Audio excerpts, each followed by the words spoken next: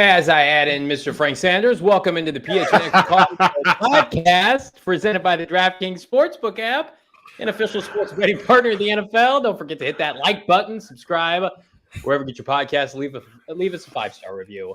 I am co-birthday boy Johnny Venerable, joined as always by the GM Saul Bookman and my fellow February 17th birthday brother, the great Frank Sanders, 81. Hello, Frank. Hey, brother, how you doing? Happy birthday to you, my man. Happy birthday. Look at those nice balloons. I don't got shit here. I don't have anything. That's for you, though, brothers. Happy birthday for you.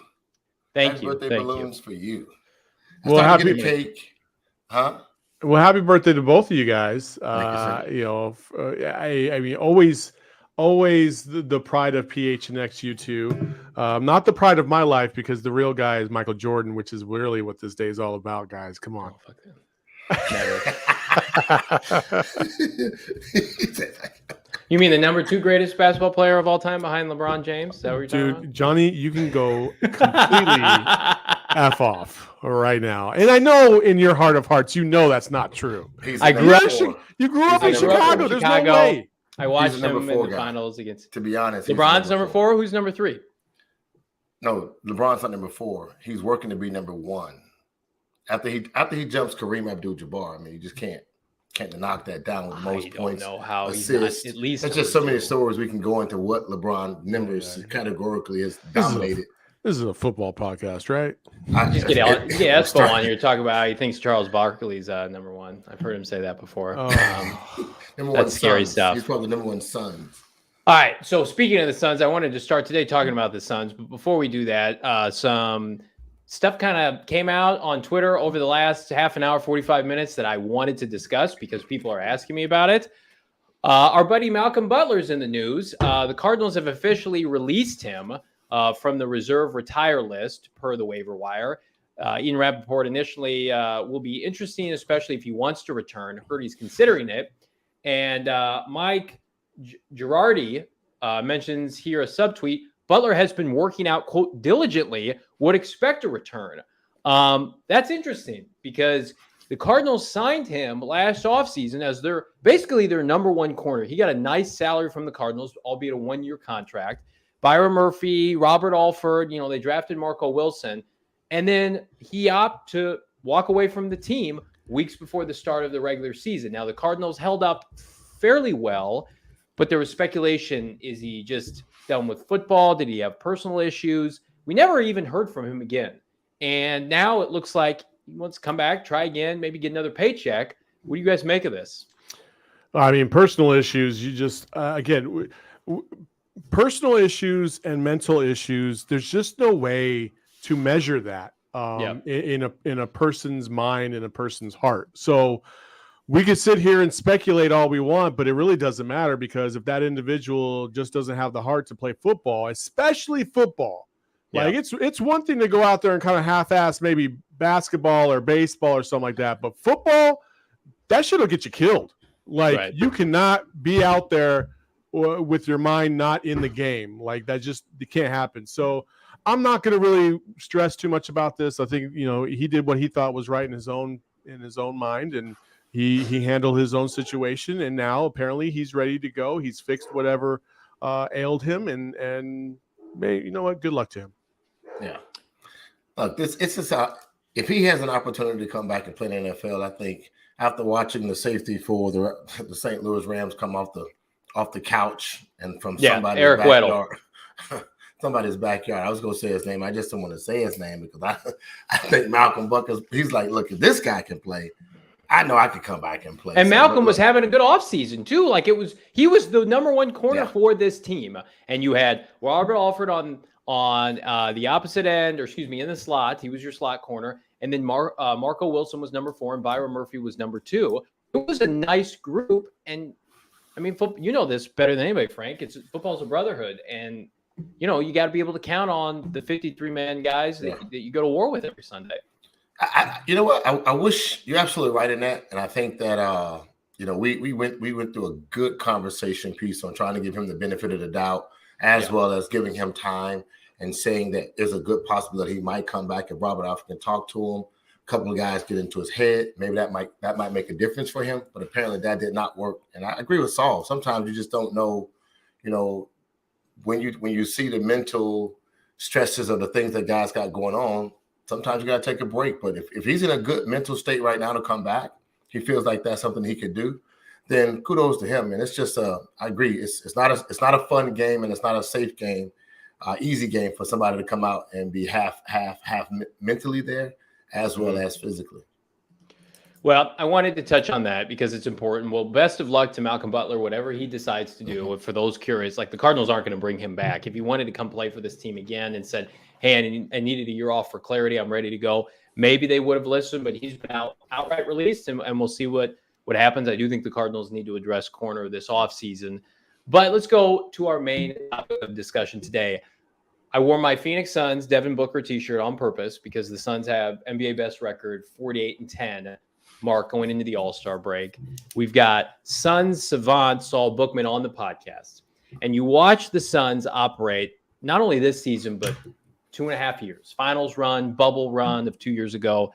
And you look across the pond in Glendale and you watch how the Cardinals operate. Kyler Murray dysfunction, front office. I'll pose this question to you first, Saul. How can the Cardinals attempt to emulate what the Suns are doing? The Suns are the class of the NBA. They're the overwhelming favorites to win the NBA championship. They've got a young star like a Kyler Murray and Devin Booker, and they brought in veteran leadership, and they've got a head coach he's the coach of the year. Everybody loves him. How do the Cardinals attempt to match what the Suns are doing, or is it even possible? Well, it is possible. I would say this. There's a couple things that are stark differences from the Suns versus the Cardinals. Number one, you got to start at the top, right? And I would say the Cardinals probably have a more of an advantage over the Suns in terms of ownership.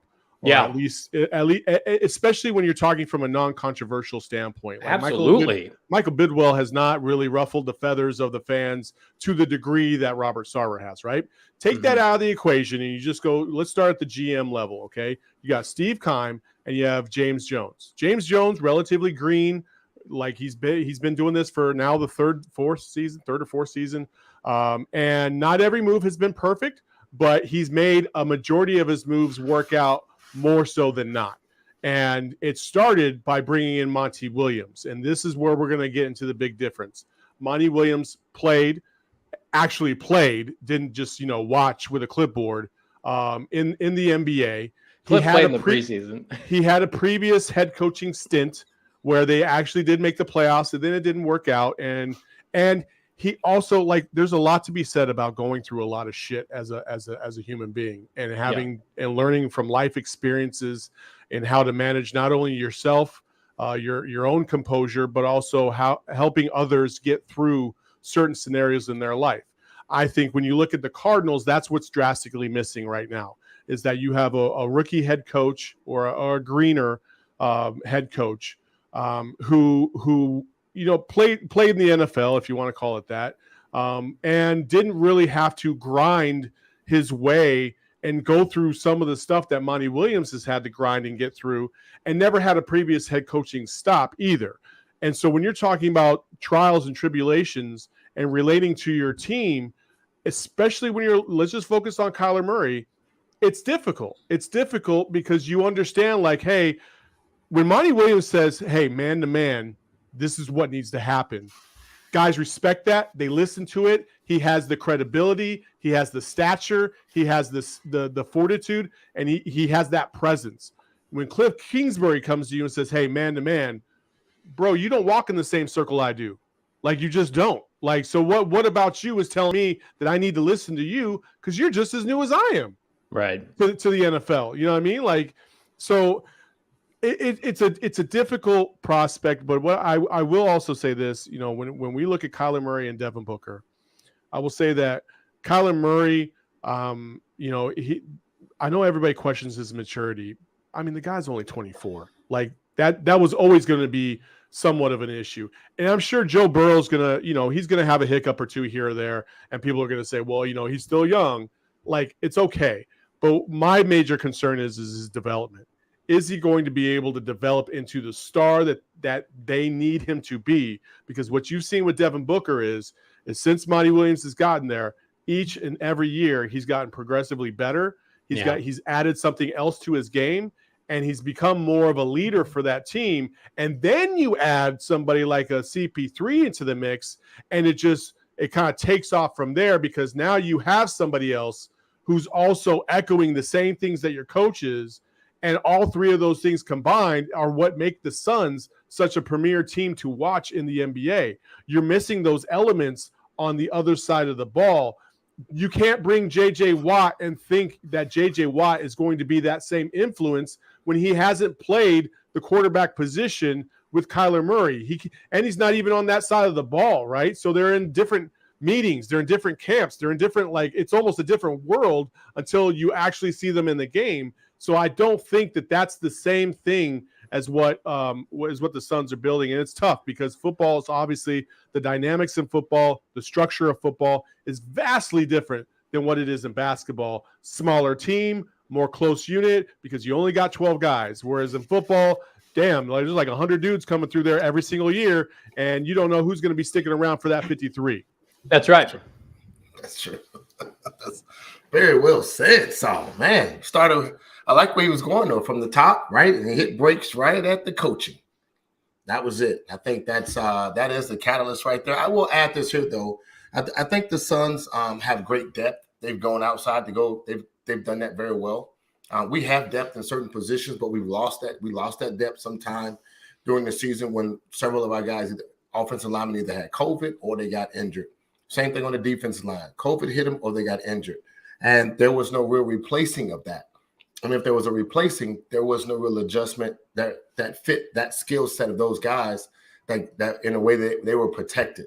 And I think that was exposed in some areas, because if your offensive lineman, if your center goes down and you got a guard playing center now, that changes the dynamics of the offense. And maybe that middle is not as open, so you can't stay in the pocket. So you got to roll your quarterback out more. And sometimes in the back half, we didn't make the adjustments that I think Monty Williams does with his team. He makes adjustments extremely well. Is that because he played? Is that because he's seen enough basketball on the NBA level? He's been around other head coaches and learned from head coaches in scenarios, clock management, things like that. Those are things we'll go back and say. And I agree. I think that those are a couple of things I would definitely like to add to the table, that if we could make some adjustments, we need better depth in certain areas of on this football field. Of course, injuries caught up with us. But that's the only thing I can say from the coaching that Saul definitely expounded on, expressed extremely well. I would definitely say what the Suns look like they have is depth. And if you get more depth on this team, you can always kind of feel like you're not losing, you're just replacing. And if you're replacing, then you're still building on what you was already doing. You didn't lose much. But it's also, it's also when you're looking at player development as well, that's the other thing that's making this difference. I just saw a comment about, if we just change GMs, like the Suns have a competent GM. I would definitely say that Steve Keim is not an incompetent GM. He's made a lot of great moves for the organization. You can't say still employed. Yeah, you can't say that he hasn't. Like, if you look at this, right? Look at Mikal Bridges, look at Cam Payne, and look at Cam Johnson. Those three guys, once they got to the Suns, have developed into prominent role players. Take two other guys on the Cardinals, Christian Kirk, and then you take this year with Rondale Moore. From the beginning of the season versus the end of the season, you could argue that both of those guys got worse as opposed to got better. Yeah. And that's not a trajectory you ever want to be on. So who does that fall on? Does that fall on Keim, or does that fall on the player development staff under Cliff Kingsbury in order to try and develop those guys? Like, that's my problem, is that player development has severely lacked with the Cardinals. Isaiah Simmons and Xavier Collins, same argument. At the beginning of the season, much, much better than at the end of the season. Why is that?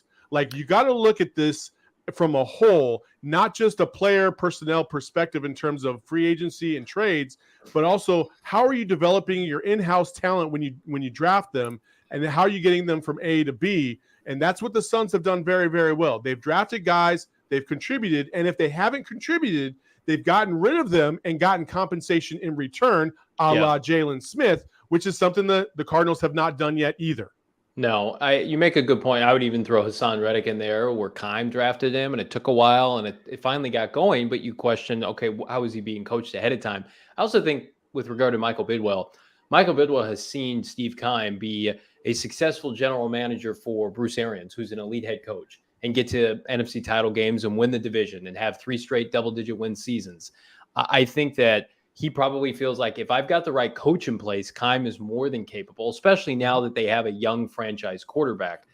Where I would push back is I just think the Suns have done a better job drafting and developing. And in the NBA, as opposed to the NFL, if you hit on 2 or 3 guys, you are a made franchise, and you can supplement in free agency. In the NFL, I mean, Keim's drafts have been, they've been historically bad, especially in the first round. And so to miss that often, he swings big in free agency, and for the most part does a really nice job. But most of the time it's to supplement the fact that this team can't draft and develop as well. So I would say the Cardinals have a better owner. I think that's basically with everything going on with the Suns' dysfunction and ownership, and potentially the racist comments that came out, and there was all this talk about will they have to sell the team, as opposed to Michael Bidwell, who I mean, goodness, he bought a jet, right? He got the new stadium built. He's I think a pro player owner. He pays guys, unlike in Frank's day where they didn't want to pay anybody. Bill Bidwell didn't want to pay star players. I do think the Suns have a distinct advantage at general manager and head coach. But I would say the Cardinals are a very talented team. Are they as talented in the NBA equation as the Suns? No. But I think, yes, they're top heavy. But if they had a superior head coach and a superior GM who knew how to draft and develop well and knew how to build the meat of the roster, that, to me, that is how you get there. I've said it time and time again. I think this organization can win a Super Bowl with Michael Bidwell and Kyler Murray. It's the individuals in between that pie I don't know. I don't know the answer to that. I mean, I know everybody wants to bag on Steve Keim and they want to get rid of him. And yeah, he's missed in the first rounds. He has missed. All right, but I also want to go back and say, when the Suns drafted Cam Johnson, there was a lot of people that were like, what the hell are you doing? Why would you take Cam Johnson that high? This is a complete miss. James Jones is over his skis. He doesn't know what he's doing right now. He just traded oh man, why do I always forget this guy? Anyway, traded a son. Oh my gosh, I can't believe I'm forgetting his name. Anyway, traded it from cash considerations and Dario Saric. Like, there was a lot of people that were like, oh, I don't know about this, and then it worked out, and it worked out because these guys panned out. The cash considerations ended up being used to trade for Torrey Craig, who came over last year and was part of their big run. With the Cardinals, when we drafted Isaiah Simmons, yes, there were other guys on the board, but for a large part of us, excited. A versatile guy, because again, Johnny, I mentioned this I think last week, we were getting torched by tight ends in the league, and we needed somebody to try and stop the bleeding. We thought this guy would be a hybrid complement to try and slow that down, and it worked to a degree. But then it's just like, you got to make sure that all these other things are in line and the development is where it is. TJ Warren's the guy I was thinking about. Quickly, I want to go through Steve Keim's first round picks, because I think you make a really interesting point there. Perception is not reality. The general manager, as Saul gets kicked out of the stream, we'll have to bring him back there, or he must have lost service.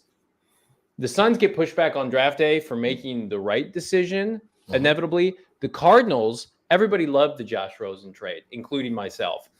I'm giving you credit. What happened there? We lose you? Sorry. My audio just absolutely went to bananas, and I don't even know if you guys heard the last 5 things I said. No, we got you. I want to piggyback off your point, off of Suns leadership in the draft as opposed to the Cardinals. I think Steve Keim is thirsty for those draft day headlines, and I think he plays too much into that perception, because Isaiah Simmons was the lightning rod of that top 10. And if he would have gone conservative, safe, like we talked about, with somebody like Tristan Wirfs, he would have been better off. I think the Suns know talent over flash, substance over whatever the hell I'm trying to get at here. But let me go through these picks. You tell me how many of these guys earned a second contract. If you earn a second contract, you're a successful first-round pick. Jonathan Cooper was his first-round pick in 2013. No second contract. Dayon Buchanan, fine player, no second contract. DJ Humphries, 2015, got a second contract, but a lot of people didn't think it was warranted. He got lucky there. Okay. 2016, You Robert you can't do that. He did get lucky. You can't say you got lucky. You got to give the guy credit at least. I'll give him credit for DJ Humphries. And Deion Buchanan, I would argue, should have returned. Well, I think Todd Bowles was the reason Deion Buchanan played as well as he did early on, and when he lost Todd Bowles and James Betcher took over, and then it just didn't go well. And he's been a backup ever since. No, he's out. I love Deion. That rookie year in 2014 was fantastic. 2016, Robert Kimdichie. Safe to say, no second contract. 2017, Hassan Reddick. And here's where I will make the point I'm trying to make: it substance over quality or whatever. Everybody hated the Reddick pick. Literally, everybody was disappointed because they didn't get a quarterback, right? And they got jumped, and that was a bad decision in and of itself, not to go up and get Mahomes or Watson. But Reddick ended up being a good pick, and they didn't buy into their own player. They didn't buy into their own talent and play him where he needed to be, and that speaks to player development. 2018, Josh Rosen, unmitigated disaster. Murray, 2019, will get a second contract. Isaiah Simmons right now, I would say trending toward being a good pick, not a top 10 pick. And then Xavier Collins, TBD. That's just not good enough, especially when so many of those picks are high in the draft. What are people saying? What are you doing? Drums, midair drums. Sorry, Johnny. We will officially be going to the combine. I just want to let you know that. That's what I was pumping my fist for. Let's do it. Sometimes you gotta wait for the approval before you get too excited. Fine. You know what I mean? Like, you just got the approval on the comment we're going, chat so section. I hope that's true. No, I get what you're saying, Johnny. I really do. And you're right. Most of those have not panned out versus panning out. Some of that is coaching. Some of that is player development. And Steve Keim is in charge of that as well. You know, in relation to his head coach. And I think that's where he's missed the mark. He hired a great head coach. They had a strong season, had a strong program, had good success for several years, had a good quarterback as well. He needs that coach again to help, stem or at least slow the blood loss for some of these bad decisions. Because I think if you have players that you feel confident can contribute within your program, it doesn't matter how good they are in the NFL scheme. And the Patriots have proven that tenfold. Like, you can get regular ass journeyman guys, but if you feel like they're a perfect fit for your system, then you can excel. They've done that for years. The Cardinals need to adopt that kind of mentality as well. Like you said, he's kind of going for the flashy pick sometimes. Yeah. And that hasn't worked out. Loves the sexy pick. Kimdichie was a sexy pick. Yeah. Instead of drafting for what is going to actually help you and is the best fit for your team. I kind of equate it to when, I don't know if you guys play Madden, but when you play Madden and you're scouting prospects, in some of those prospects, it'll tell you scheme fit. You know what I mean? And you're like, okay, this guy might be able to develop at a faster rate within my scheme than, the number one overall pick. Like, that's just the Madden in me. Like, you got to be able to draft for your scheme and your team and what fits your needs better than what everybody else in the NFL and scouting reports thinks is the best player overall. And they clearly don't do that defensively, because if they not did, well. Isaiah Simmons and Xavier Collins wouldn't be playing for Vance Joseph. Go ahead, Frank. I think some of the guys that they did draft, they specifically sought those guys for the reasons that we did need them. When we got Hassan Reddick and Kimdichie, we needed help on the defensive line and the defensive front. Those guys didn't pan out. Why did they not pan out? Well, we already talked about why Hassan didn't, because right now he's one of the best defensive ends in the NFL. Oh, yeah, he's about to get paid. Right, and the guy we let go. So that's the part on that. But then we look at, are you talking about Isaiah Simmons and Xavier Collins? Both of those guys, we need help. We needed linebacker help, and then we also needed somebody to stop tight ends. But did we need it because we kept missing? That's why we needed it. But did we need Xavier Collins? I would argue that as well, because the minute they drafted Xavier Collins, from day one, they swore he was going to replace Jordan Hicks. And I'm just like, how can you be so bold as to say that with a veteran who has been there and done that? You're undermining your own talent. And then when he doesn't pan out, that sounds familiar this past week. And when he doesn't pan out, guys, Frank, you can't sit there and tell me that when they undermine their own talent that's already in the fold, a veteran, nonetheless, and you bring in this other guy, and he can't cut the mustard, let alone lick the jar. Like, there's just no way. That tells me that you don't have an eye for talent. It's concerning, is it not? I mean, it would be, but here's the difference. When you're looking at kids and you're drafting, and I guess in the mindset, these guys, they got the scouts, they're doing all the reports, what he was able to do in his own college system. You'd think that he transferred with so much athleticism that he brings to the table. 6'4", 225 pounds, or 240, runs a 4.5. All that stuff should be coachable and just a plug-and-play situation if he can get it up here in the NFL. But in reality, some guys, they do struggle. So I like what Johnny said, and he put it with a TBD on him, because it is to be determined that not everybody that comes into the NFL their first year gets it. But I agree with you. I want to talk about this, Saul.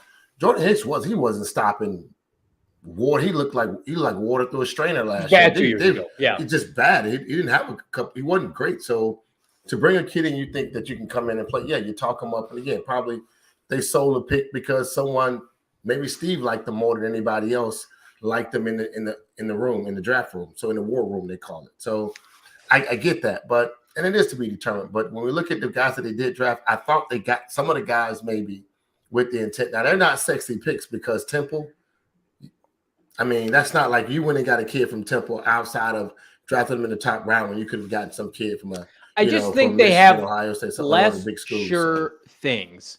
Give me a sure fucking thing this April, because what they do with Hassan, tweener, rotate, like inside, outside guy, Simmons, tweener. We don't know where he's going to play. People thought Xavier Collins should have been an edge rusher. Small school, Tulsa. You know what the last time they took a sure thing was in the first round from a big program? Kyler Murray. Yeah. Kyler Murray, they said, he plays quarterback. He went to Oklahoma. They were in the Final Four, and it worked out, right? Had they just done that, your margin for error is so much less. Big program, SEC school. I know Frank Sanders can ball because he played at fucking Auburn, and he plays wide receiver. Plug and play. They don't do enough of that. Frank, could you imagine a scenario where Buddy Ryan was like, "Hey, Chad Carpenter, we just drafted him in the draft. Yo, he's about to take your spot." Like, could you imagine that happening? You know what I mean? Phil Savoy ain't walking through that door, Frank. You know what I mean? Like, come on now. No, never tell a veteran that. Now, David Boston was a different animal altogether, and we all knew this too. Like, he was a beast. Like, we knew we were adding David to a 3-receiver system that was going to manifest into something great. But the coaches never undermined who they already had in order to make a point. That's my thing. Is like, that's a bold strategy to be like, hey, my guy's way better than you. He's going to take your spot just so everybody knows. Like, what? Bro, yeah. What? Classic Steve Keim. Couple comments I want to get to. B says, Steve Keim gambles in the first round. You can't afford to do that all the time. I agree. That's what the second and third round pick is for. First round pick has to be a sure thing. Historically, the motto is first round pick has to be a Pro Bowler. Day two, second and third rounders need to be starters. And then whatever you get on day 3 is gravy. The Cardinals have it backwards. Ironically for them, most of their second and third round picks they're great players, Buda Bakers, Tyron, David Johnson, and then their first round picks. Goodness, they've been terrible, right? The development again, the development. Like you're talking about second round picks. Let's talk about second round picks. Let's talk about 2 guys specifically that went to Saguaro High School, and Christian Kirk and Byron Murphy. Like, why are these guys struggling in the second half of their seasons? Like, I just don't understand it. Coaching has to be coaching. Because Byron Murphy legit looked like a Pro Bowler. Remember the Rams game? He picked off Stafford. He was D'ing up Cooper Kupp. He had a pick 6 against Jacksonville, and then at the end of the year, he's a complete liability. He can't cover the red zone. Yeah, worse than Eli Apple. My God. And then Christian Kirk, we've talked about it. I mean, the Willie Mays catch in Week 1 against Tennessee to non-factor, not even diving for the ball against the Rams in the playoff game. I think it's a culmination of everything. I think put a bow on this with congrats to the Suns for a hell of a first half. Unlike the Cardinals, I'm sure they'll finish it in the second half. All right, quickly, Hoops fans, the latest offer from DraftKings Sportsbook, an official sports betting partner of the NBA, is too good to pass up. I'm talking between the legs, 360 windmill good. New customers can bet just $1 on any team and get $150 in free bets if they win. It is that simple. DraftKings Sportsbook customers can also bet on the NBA with same-game parlays. Combine multiple bets from the same game for an even bigger payout. The more legs you add, the more money you can win. DraftKings is safe, secure, and reliable. And best of all, you can deposit and withdraw your cash whenever you want. Call to action. Download the DraftKings Sportsbook app. Use that promo code PHNX and bet just $1 on any NBA team. Not the Suns, because they're done for now, but any other NBA team to get $150 in free bets if they win. Use that promo code PHNX on DraftKings Sportsbook, an official sports betting partner of the NBA. 21 or over, Arizona only. Gambling problem, call 1-800-NEXT-STEP. New customer only, $5 minimum deposit. Eligibility restrictions apply. See DraftKings.com/sportsbook for details. Johnny, before you move on to the next segment. Yeah. Did you see what happened with Matt Stafford and Kelly Stafford at the celebration yesterday? I was going to quote tweet it and say Kyler Murray would never, but then I just backed away Stafford did. Listen, if you haven't seen it, Frank, a girl is trying to take a picture of them on the stage or whatever. She takes one too many steps back, falls off the stage, fractures her spine. But in the video, my guy, Matt Stafford, sees her fall, makes a face like, oh, and turns around and walks away. Like, I need to get out of here. Really? His wife, thankfully, Kelly Stafford, went and ran after the woman. She did. And then, and props to her, and props, she probably was like, Matt, you done fucked up. But they're going to cover her medical expenses. I was about to say. I thought it was pretty cool. They should. There was a GoFundMe earlier today, and now I'm sure that's gone. Yeah. So, wow. Yeah. Wow. It's a really bad look. You ever see that video of the Beyonce and the two other women from Destiny's Child, and they were on the runway together, and then this video of them talking about, go look this up. And the third, Michelle falls, and then Kelly just keeps they just basically step over her. That's what this was kind of like. I wish I had that video. Go look that up. Oh my God. Michelle, Destiny Child falling, and Kelly's they just continue on. I need this. Beyonce and Kelly just keep walking. Poor Michelle. She was always the third wheel. All right. Good stuff. Did you watch the video? All right. No, I haven't seen it. All right. So we're talking a lot about misses, draft picks, what the Suns do well, what the Cardinals don't.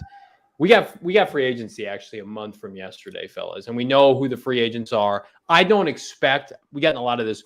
Are the Cardinals going to extend anybody in the short term? How great is that video? No one is signing. No one is signing. I can't believe you've never seen that. No one is signing a free agent contract with the Cardinals in the Cardinals organization before they can get to free agency. That would have already been done. I do not expect any deals to get done now, and I don't expect the Cardinals to tag anybody. So it's going to be the Wild Wild West next month from now. But that doesn't mean the Cardinals can't extend some certain players, many of them cornerstone players of the 2023 class, that I believe is much more daunting of a task than what Keim has now. Keim has a decision to make with a lot of one-year guys and Chandler Jones, right? Next year, look at this. This is a group of players that are going to be available. Let me see if I can find it. What happened to my graphic here? Oh, no. I saw it earlier. Was it not in here? Oh, no. No, it's gone now. Okay, so where's our producer? Jesus. No, you're good. Let me see. I'm not going to just start clicking around here. So that was all right. So I'm just going to read it off my phone because this is important, and we had a nice fancy graphic made, and it's gone now. All right. So notable 2023 Arizona Cardinal free agents. You guys, everybody's going to have to. We spare no expense here at PHNX. Everybody's going to have to humor me. Kyler Murray is a free agent after this season. Now, we've talked in great detail, and what spurred this for me is, when is Kyler going to get paid this offseason, next offseason, the franchise tag?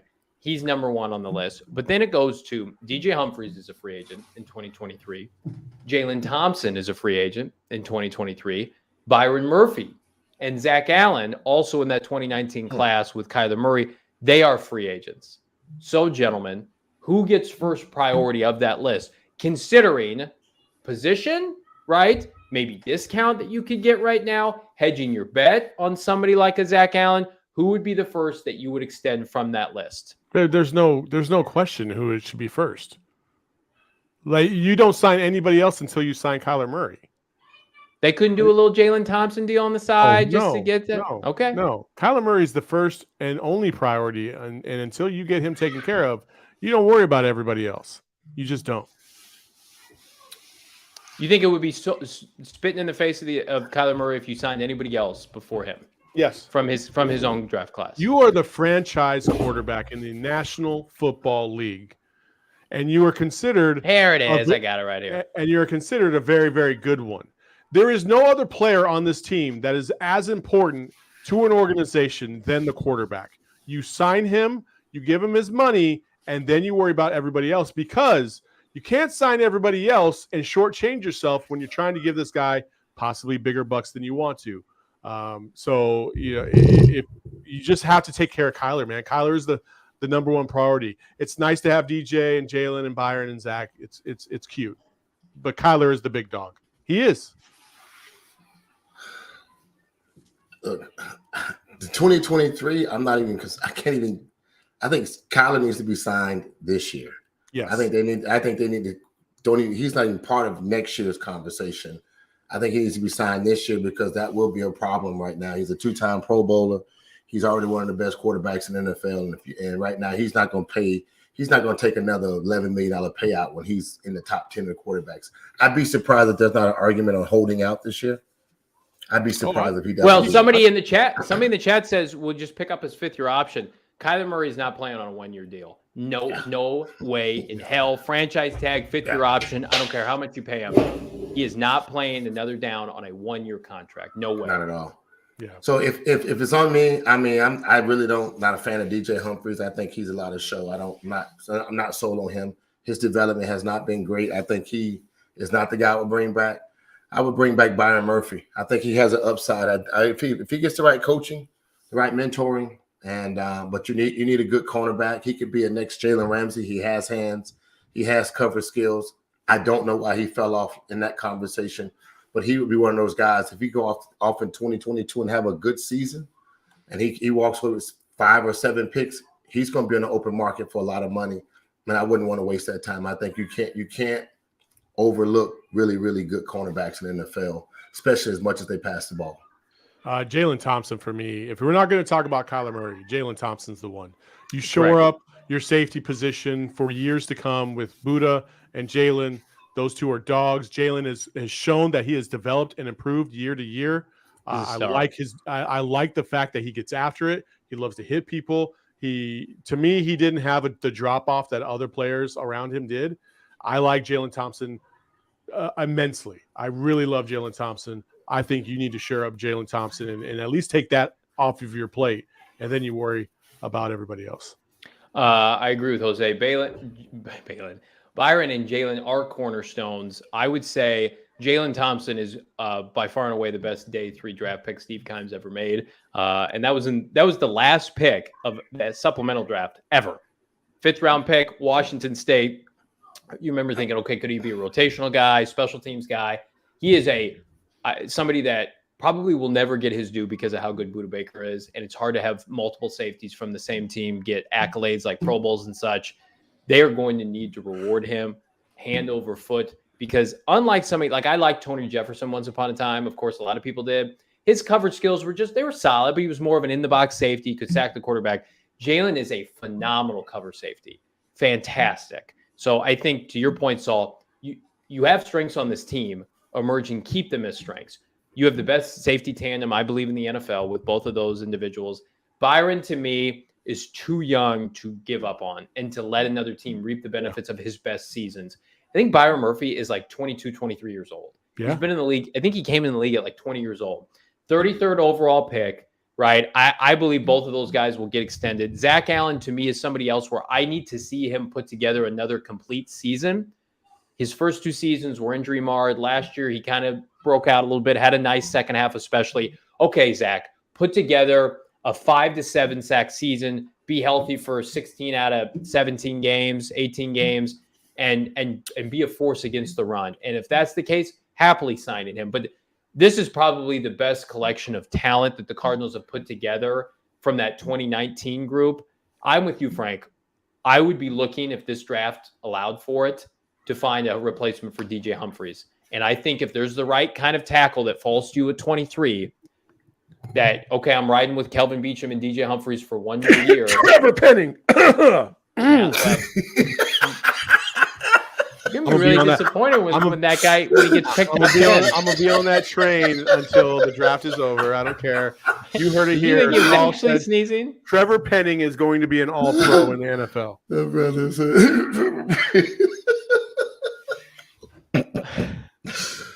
Oh, I love it. I love it. Well, hey, I think we're all on the same page. Yeah. Look, it's Bees asked a question about an unpaid quarterback, and look, we saw the fallout of what happened with Dallas, how they tried to play the scenario when they didn't want to play Dak, and he had a lot of the same situations, leadership qualities, taking the team to the playoffs, done some stuff that they haven't done before. He's already the future of the program, and you already know where that's going. Kyler's in the same boat in a lot of ways. Go ahead. But there's two guys. Those are two prime examples, and somebody brought it up in the chat with Baker Mayfield and Dak. They took the gamble and played on the final year of their contract, and Baker Mayfield just got tore up, literally got tore destroyed. up. His labrum, everything, and Dak shattered his ankle. Both of them could have been career-ending. Luckily for Dak, the Cowboys still paid him because when they went to the Red Rifle or the Red Rocket or whatever the hell his red name is, Red Rocket, he absolutely shit the bed. And then every quarterback they tried to bring in to supplement Dak was absolute trash at the Cowboys. Yes. Fuck around and find out, Cardinals. Fuck around and find out, because if you put Kyler in that same position, he's going to hold out, number one. But if he was not smart enough and just came back and decided to play and he got hurt, you're going to find out real quick how valuable that dude is. Absolutely. We need a shirt that says "fuck around and find out" with Kyler Murray's face on it. That would be a hot sell. And then on the back, we'll put like Ryan Lindley's face, and because that's the reality. They've lived that reality that you would think, with how ignorant they are, or excuse me, with how I always think of how much they've been exposed to the. I always think of that song before when we had Rosen. And it was like back to life, back to reality. Like, that's how awful it's going to be for the Cardinals if they have to go back to the early 90s eras of quarterbacks. Back to no primetime games, back but he asked a question top 10 about pick. How's the locker room like? It sucks because every player wants to keep their players. And if your players aren't happy and you don't have your players in there because you know you should be paying him, then that's going to offset a lot of the conversations of what the team believes. There is no way in hell they're going to think that Colt McCoy is going to produce what There are fans, Frank, that feel like Colt McCoy. Let me tell you what. Any fan that wants that conversation, look at every backup quarterback that, for the quarterbacks that got hurt that were starters, those backup quarterbacks shit the bed. So don't want that. There's been like two quarterbacks in the history of like the last 20 years that came off the bench and were actually better than the starters. Tony Romo and Tom fucking Brady. Like, that's it. That's the list. And so if you think either one of those two dudes are coming off the bench in the form of Colt McCoy or Tyler Huntley, if you want to go get them, or whoever, dude, you're smoking something that is not legal here in Arizona. I promise you. We have seen Colt McCoy too. Like, Brady and Romo were unknowns. We know what Colt McCoy is. He's a backup, and he did a fantastic job. And hopefully they do bring him back, because I think he's a tremendous ally and resource for Kyler Murray. Went on the road and won two road divisional games. It's a very difficult thing to do. Kyler Murray is is a top 5 talent at the quarterback position. Not a top 5 quarterback, in my opinion. Top 5 talent. Top 10 quarterback, wherever you want to put him, 6 to 10. I don't care. The Cardinals cannot replicate that. They could go 5 straight drafts of taking a quarterback in the first round and may never get another Kyler Murray. So you have to maximize what you have today. And I think Michael Bidwill is a very bright man. and he is not dumb enough to screw this up with Kyler Murray. I do not believe he will do that. Agreed. Yeah. We got to minimize stuff going into this off season, despite the stuff that, what we dealt with, how bad we ended the season. We got to minimize going into the off season and going into a new season with drama with your quarterback. I mean, we just went through a good 2-week window of what the hell is Kyler doing that made national media, but you have to find a way to continually build on getting free agents to come here that believe that you're going to have your quarterback intact. Your boy D-Hop's coming back. You got a team that I want to come to because this is the nucleus that will be here. But if you have question marks when guys get ready to sign, it's going to be a problem. Listen, Kyler, go ahead. I like this quote real quick. So the comment from Bees, the front office cannot reasonably expect Kyler to be a leader while he's not being paid like one. That sends mixed signal to players.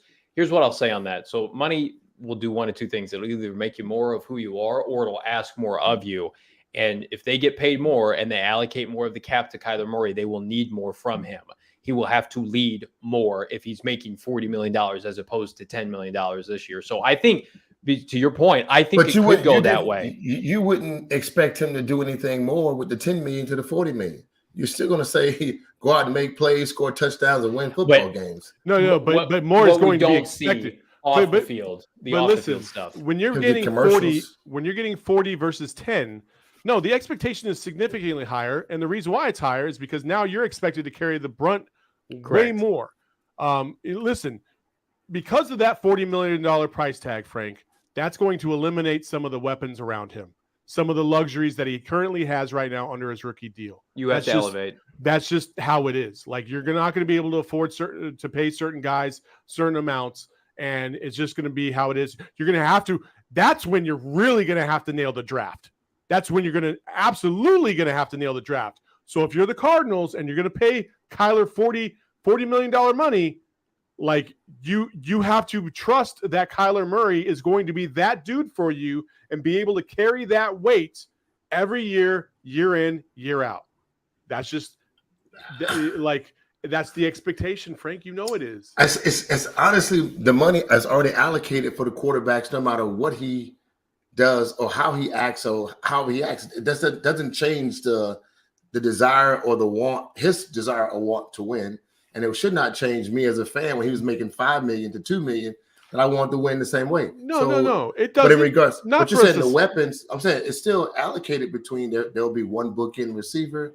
Then we'll have some guys we got to pick up in the draft, second and third round guys we got to bring in and go watch how limited the Cowboys are going to be this offseason and future off seasons. They're talking about cutting Amari Cooper because they don't have funds to pay, Amari Cooper's not that dude anymore. He's not a starting receiver. The point I'm making is they've elevated Dak and his 4th round contract status they traded for Amari Cooper, very similar to the Hopkins trade, just like Buffalo gave Josh Allen, Stephon Diggs. You can do those kind of things when your quarterback's making no money. That's why it's scary what San Francisco has, because they've already got a loaded roster and they haven't even started reaping the benefits of Trey Lance making no money.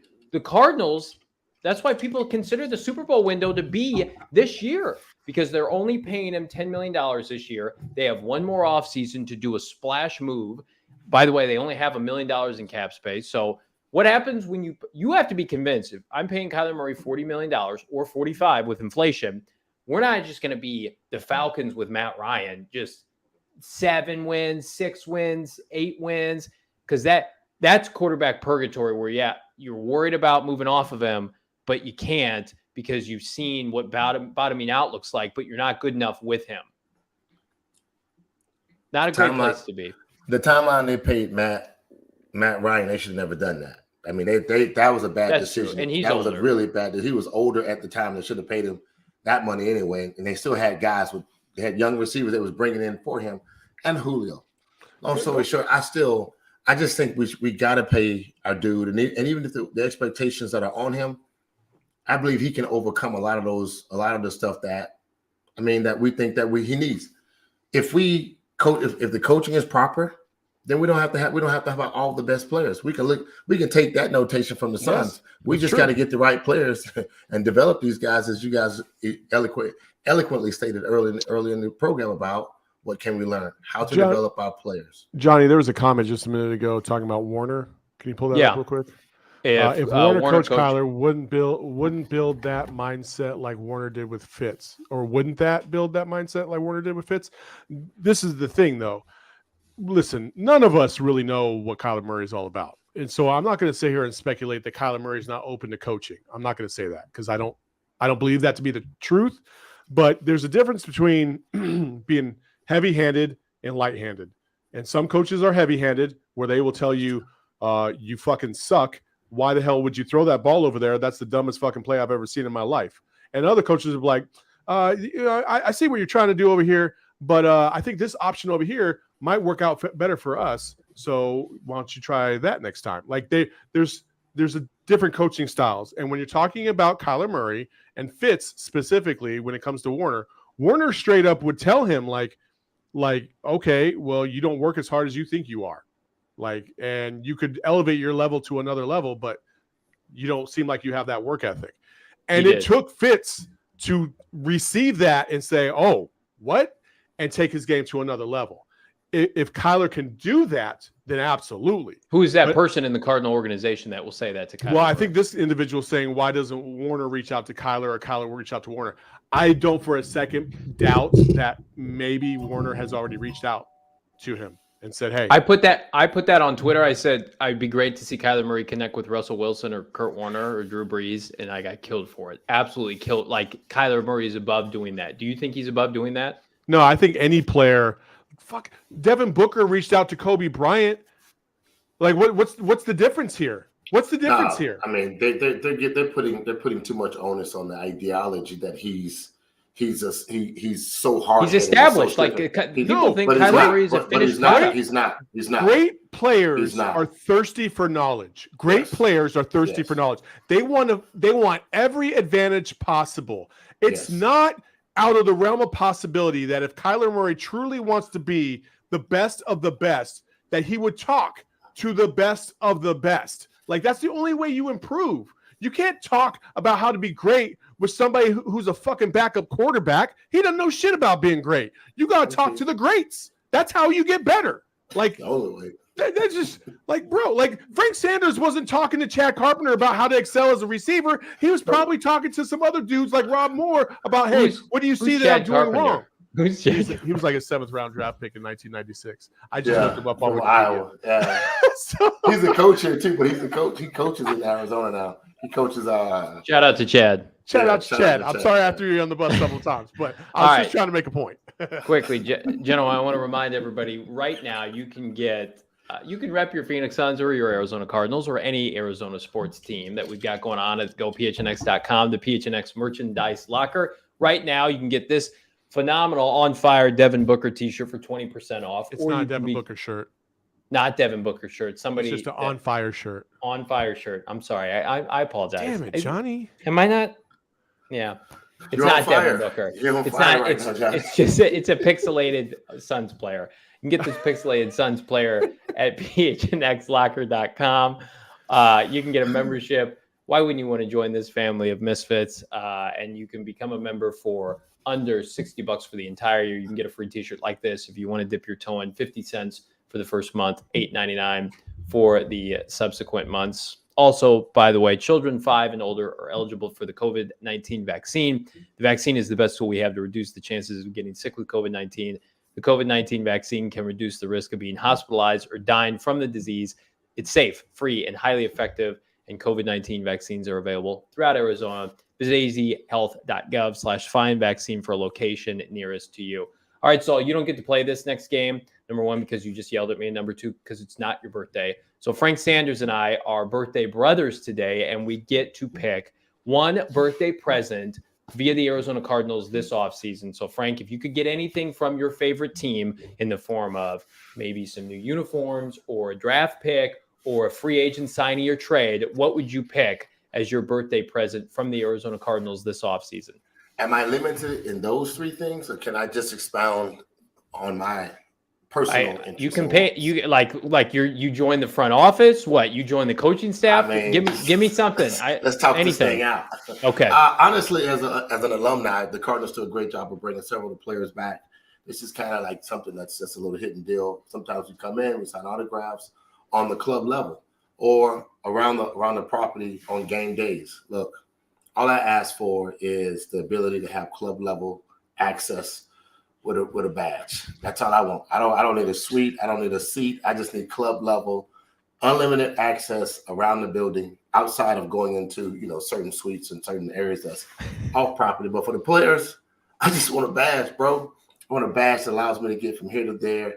I want like top flight security badges. I want keys like Bookman. I want to have 45 keys to any door in the building. That's what I want. That's. I don't everybody. Did you just call me Buffalo Butt? Who called you Buffalo Butt? I said like Did you Bookman. just call? No. I know, but we know what his nickname was. Yeah, Buffalo.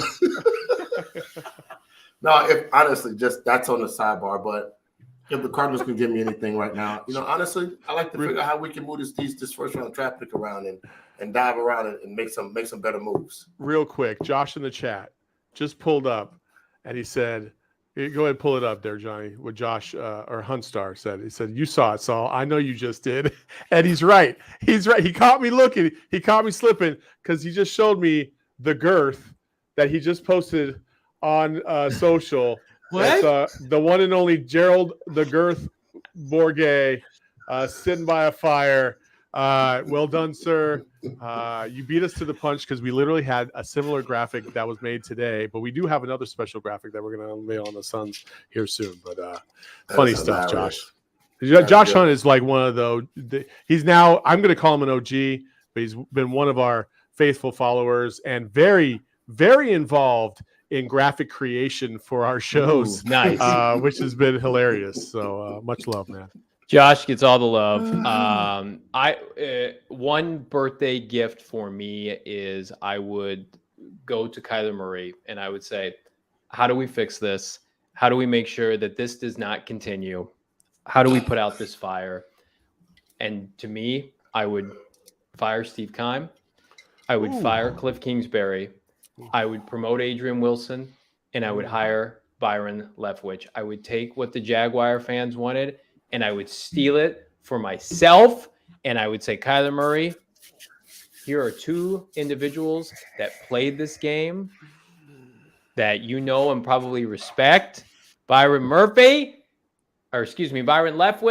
This did not happen.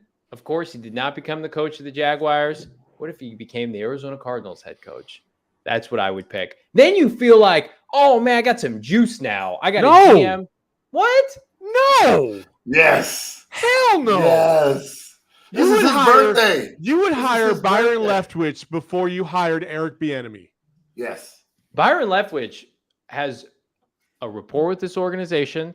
He was awful as the OC. Who's good with Josh Rosen? Oh my! So he got Tom Brady. Now he's awesome. Get the fuck out of here. Jameis threw over 30 touchdowns with him. Yeah, he threw 25 interceptions too. Who cares? Oh my gosh! I was like, people are hating on it. Listen, it's not happening. Maybe next offseason, but not right now. You know who I would not hire as GM? Fucking Johnny Venerable is who I would not hire as GM. Because he would hire Byron Leftwich, and we'd be sitting here talking about who's going to be the next Cardinals GM here in a year.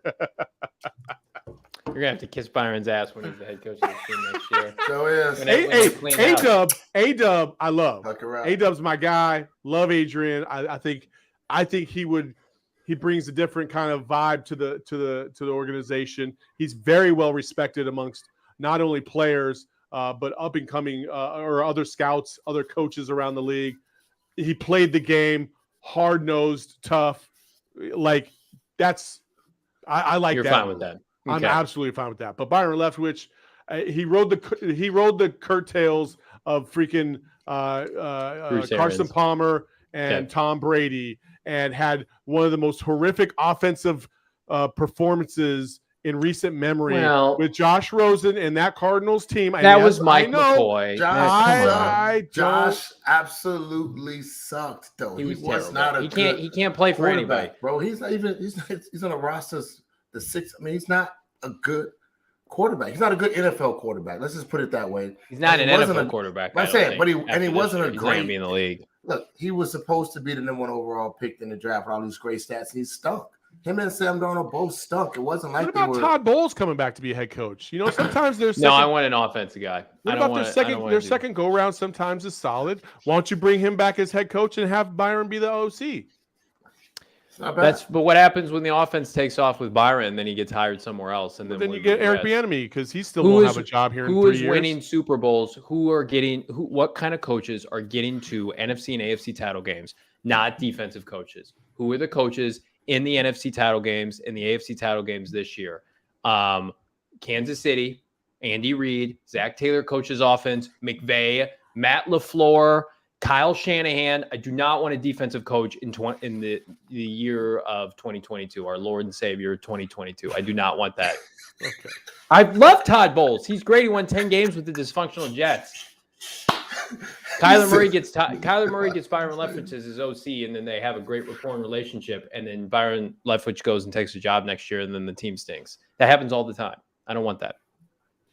I want what the Rams have, man. I want my quarterback, my head coach to be simpatico, on the same page. We don't have that. Okay. Yeah, they also have this dude called Aaron Donald. Yeah. I want that too. I want a lot of things because it's my birthday. Gentlemen, it's been fun. The show went really long here on a random Thursday in February. We will be back tomorrow in studio. Myself, Frank Sanders, Saul Bookman. Tomorrow, Cardinals Live at 3 p.m. Show us some class. Be sure to like, subscribe, leave us a 5-star review wherever you get your podcasts. You heard it officially on the show earlier. We will be at the NFL Combine in T-minus, I think, like 10 days, 2 weeks. We can't wait to bring you wall-to-wall coverage. We will be there, hopefully, when Steve Keim speaks. I will ask him about new uniforms. You can bank on it if they let me. For everybody here at PHNX Cardinals, thank you so much, and we'll see you tomorrow. The right one.